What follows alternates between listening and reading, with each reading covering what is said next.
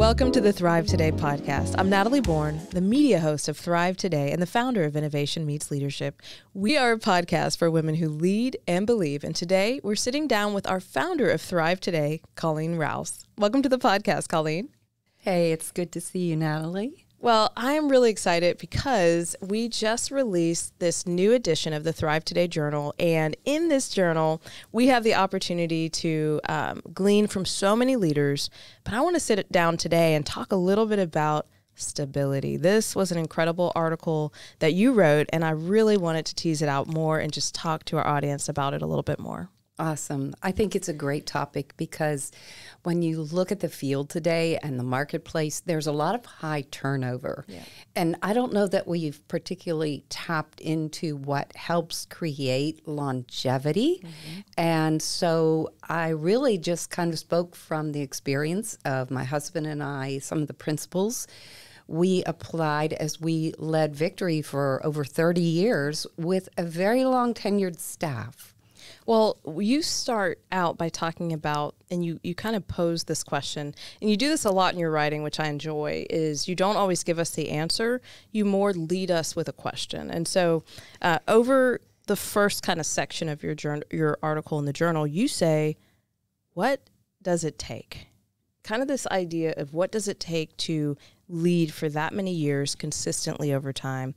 So I'd love for you, for maybe those that don't know the backstory of Victory, just to talk a little bit about what did it take for you guys to get where you got to? Because it wasn't always an easy or a clear path, right? Yes, really. It started from the premise of we had to make a decision of how we were going to lead and how we were going to convey and display value to our staff. And the appreciation for that was a definite need, came from our experience of serving under two very toxic leaders. And while we didn't move forward with just this whole thing of what I'm not going to be like, I think we dug a little deeper, and actually the Lord started showing us that what the value of making people feel like they're important and they're not just here to serve your needs. Yeah.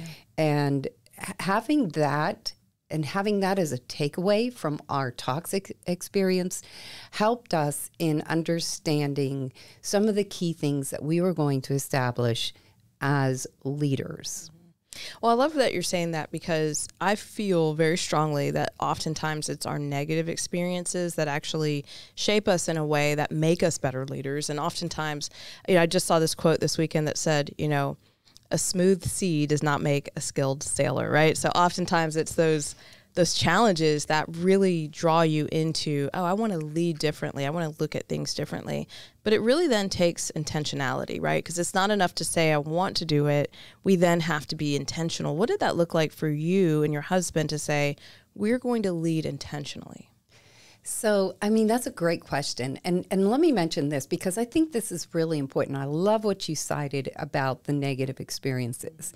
And I think we have to make a decision about everybody has had negative experiences. So are you going to be scarred by it or strengthened by it? And what is your takeaway? Mm-hmm. So we really wanted to understand what healthy leadership was and understand that we are two young people who really don't have a strong grasp on that.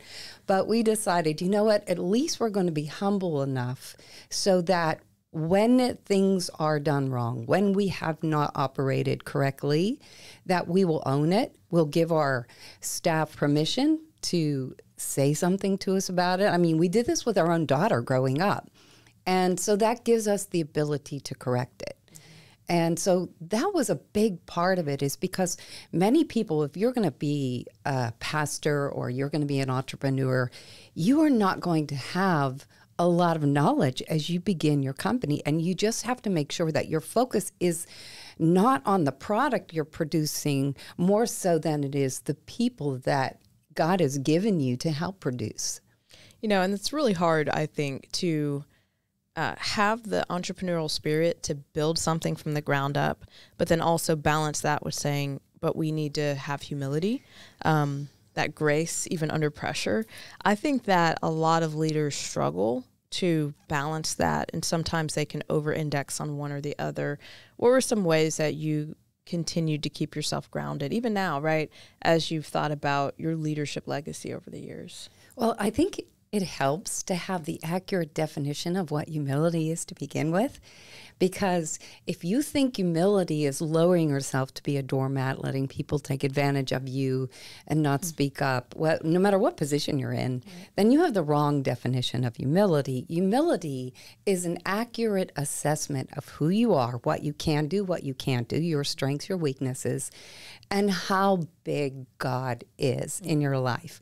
And so you don't feel the necessity to prove when you know how big he is and how willing he is to, help you fulfill your assignment. Yeah. And so if we understand that, then you kind of live life and you lead with a sense of ease. Yes. Because you can, one of the things that I think my husband and I both have is a great sense of humor, especially about who we are and who we aren't. I can laugh at myself very easily.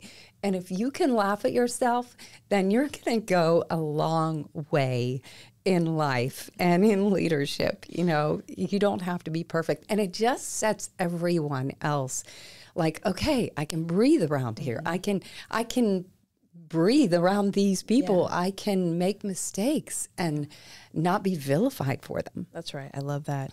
Well, one of the things that you talk about in your article is that care requires investment. And I've seen how you guys personally invest in people over the years.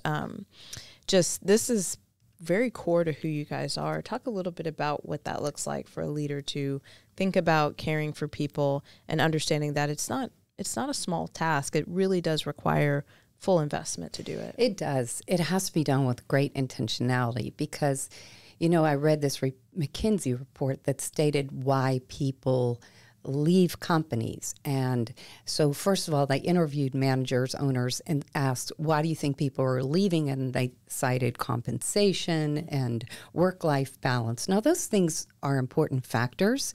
But then when they go to the employees and ask them why they left, one of the things was not being valued. The second thing, these are the highest things, than not being challenged. And so, clearly we have mismatched what it takes to create longevity.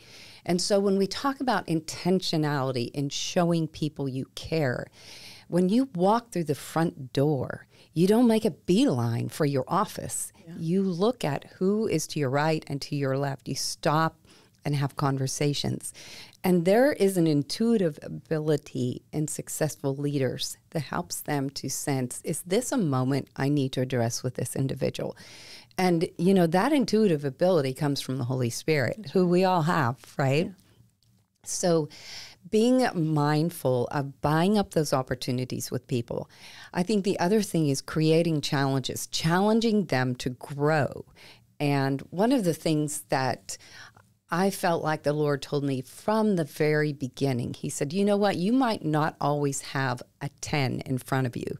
And if you're not familiar with that concept, John Maxwell would always talk about put a 10 on somebody's forehead, and that's the way we are to treat people. So I took that to heart because maybe the person in front of me, their skill set is maybe a 4. But if I treat them like they're a 10, then guess what? When the 10 does show up, I know how to train a 10 because I've already implemented the things that are necessary.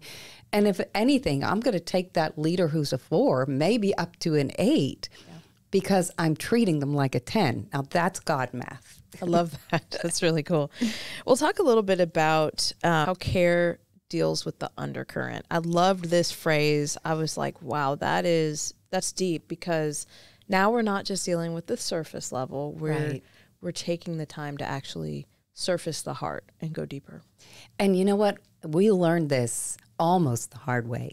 We had been overseas, came home, and the Lord said, you need to deal with your staff and the sense of family in your staff. And I'm like, what in the world does that mean?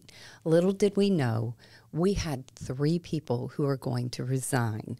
The reason they were going to resign is because the leader who was over them didn't have the capacity to treat them the way they needed to be treated. So he was great with uplines, he was great with us, but downline and across, there was lacking right there. And so, you know, I think we have to be careful because we can assume the way that our leaders are treating us is the way they're treating the rest of the staff, not always. Right.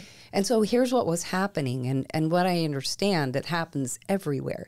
If you have a leader and the leader is a lid, and if you have somebody who's a little bit on the toxic side or unhealthy, then as someone is confronting them and based on the way those confrontations happen, and if they keep bumping their head up against this leader, then for a while, out of respect for you, they might not do anything. But a good leader, this one who keeps bumping their head, they're only going to stay in that setting for a limited amount of time, and they're going to quietly exit. And guess what? You will never know. Yeah. That's undercurrent.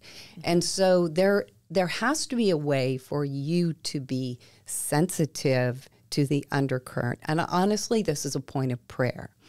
And understand and ask questions and give people the ability to have these conversations and take them seriously.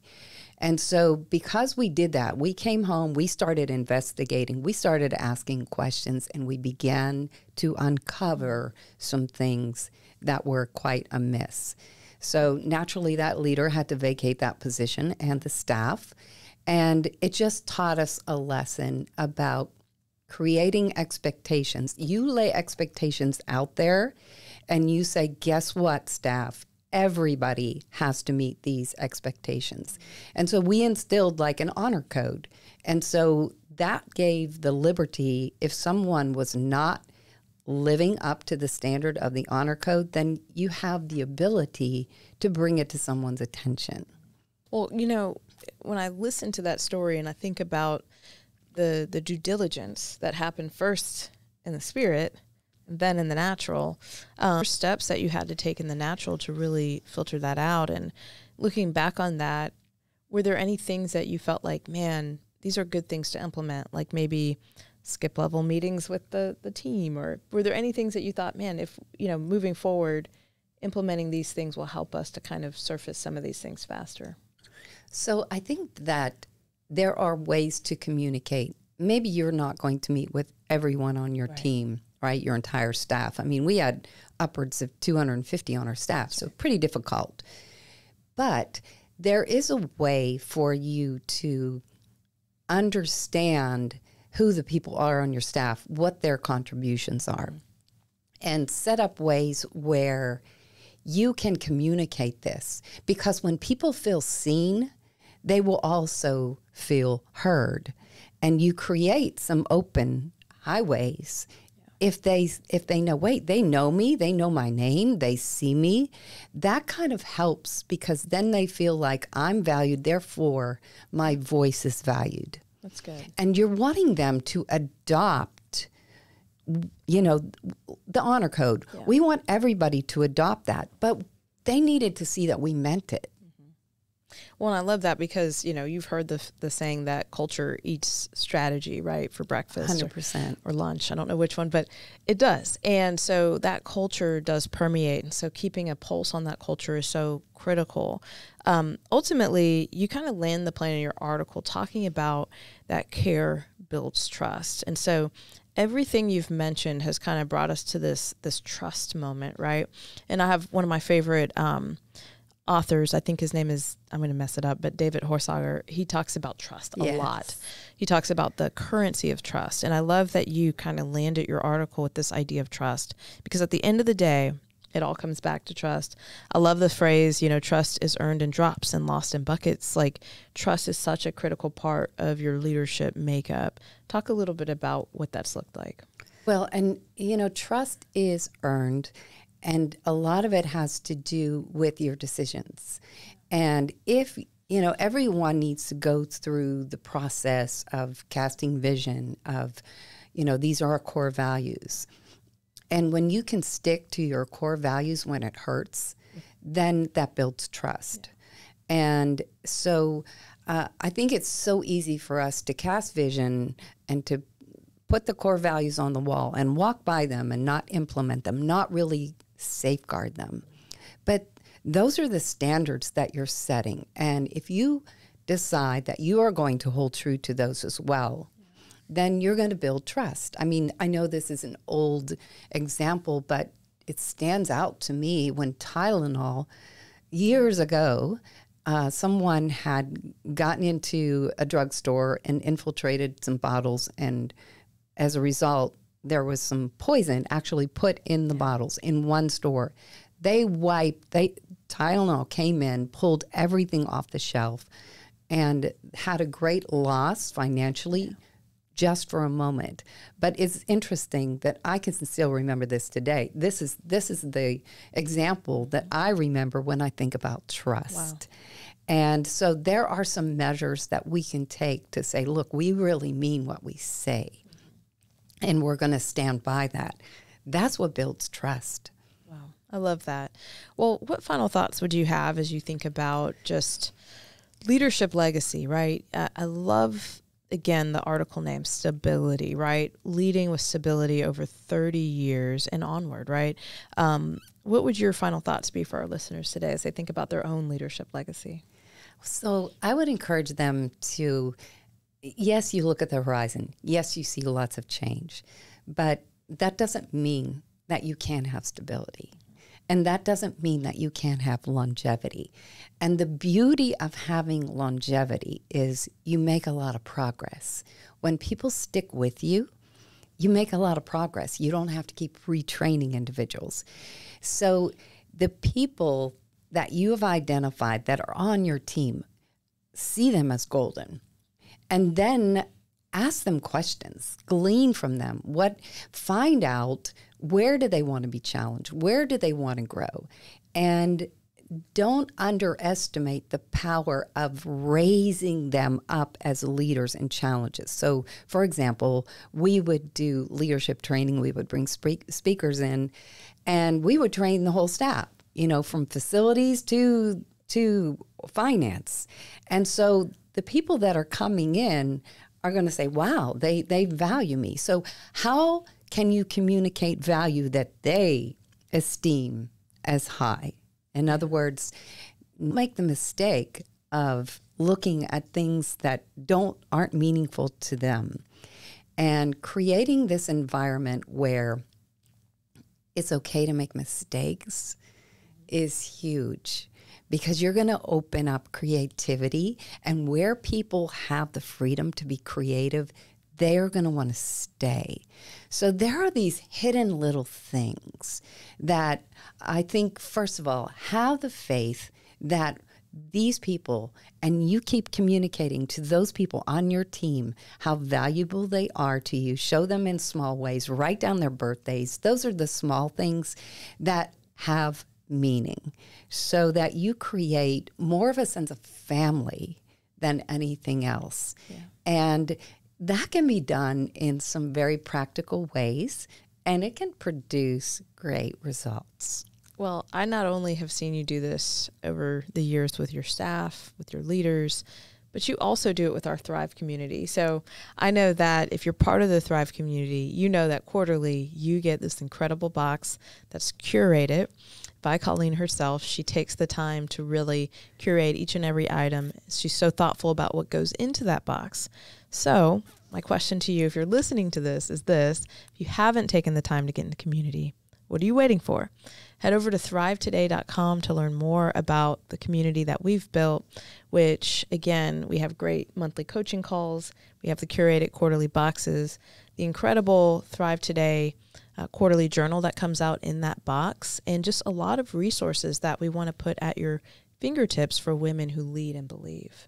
I get a lot of my ideas from you, from our Thrive Tribe. And This is the best way to build anything, is to keep asking questions, inviting all these amazing women to the table. So I want to invite you to the table to even be a part of this community, because, we are a community of women who support one another, who cheer each other on, who challenge each other, and who champion each other to go forward.